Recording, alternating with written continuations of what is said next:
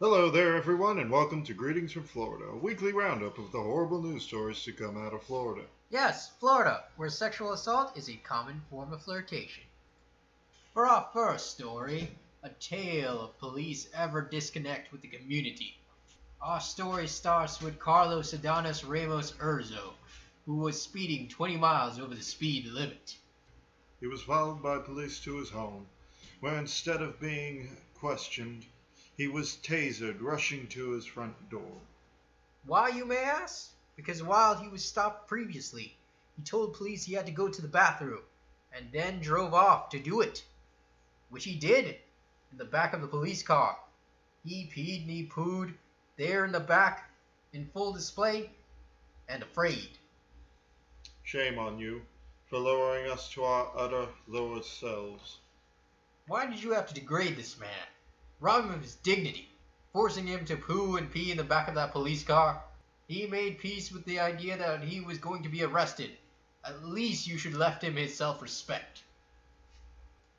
For our second story, we go to some traditional Florida parenting. A couple is under arrest after a welfare checkup led to the discovery of pipe bombs, hand grenades, handguns, rifles, and synthetic marijuana around their 5-year-old son. Now I know what you're thinking. What if this 5-year-old son was John Connor? How else do you train to humanity's last hope for survival? If you're going to fight against Skynet in the robot apocalypse, you're going to need to start young. A good understanding of pipe bombs will be exactly what you need to know how to blast away robots coming for the kill. The only thing I can't figure out is the synthetic weed. I guess you have to find some way to pass the time in a future where all marijuana has been destroyed. For our next story, humor and irony combine in a near life-threatening joke. Noted gun rights activist Janine Gilt was attempting to transport a horse in her trailer when her cognitive dissonance and reality were forced to do battle as a result of her 4-year-old son shooting her in the back through the seat of her car. Many people online tried to silence her with words, but it took her own son with her own gun to do it. She claimed she had no idea how the toddler got the weapon. Hey, that's funny. What's that over there behind the desk? Where? Oh, behind the desk, against the wall over there. What if we put over there on it? Santa Claus probably put it.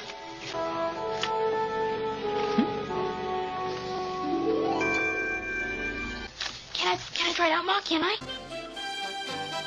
I'll tell you how he got it. You're an irresponsible parent that taught your infant to associate guns with play and left a loaded firearm in the back seat of your car. Famed patricide supporter Stewie Griffin remarked on the incident. The only thing that stops a bad mom with a gun is a toddler with a gun.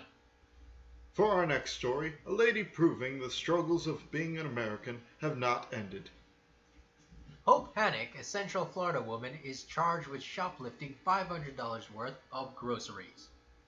She paid for her cigarettes at the customer service counter, but felt the checkout line was too long.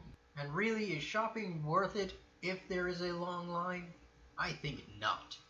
Although that does not privilege you to walk out of the store with goods without paying.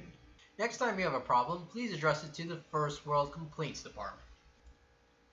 For our next story, a bit of Valentine's Day horror. As Pedro Mesa, pictured here with a spit mask over his head, stabbed and beat his mother on Valentine's Day, literally stabbing her in the heart and breaking off the knife in her chest. Police arrived on the scene, finding Mesa nude, covered in blood, assaulting his mother's body, and he was immediately arrested. His mom was sent to the hospital, where she died en route. This is awful, but it makes the gift I got for my mother all the more impressive. For our last story, the complete lack of social responsibility is astounding. A bored Michael Gilman dialed 911 repeatedly because he was bored and wanted to talk about Hitler and the Jews. When a 911 operator told him he can only call 911 if he had an emergency, he responded, I'm poor, and I can't vote. That's my emergency. He then went on to tell the dispatcher, you should kick people out of their homes to serve and protect. Police were sent to his address, where he hid from them, but was soon arrested, because he kept talking to the dispatcher.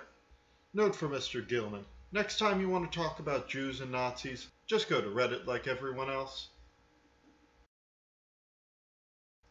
Well, that's it for this week, everyone. This week's episode was brought to you by China Pete's. Yes, China Pete's, the cheapest Chinese food you can buy, but also the grossest. So until next week, please remember to like, share, comment, and subscribe. Please subscribe. Please subscribe.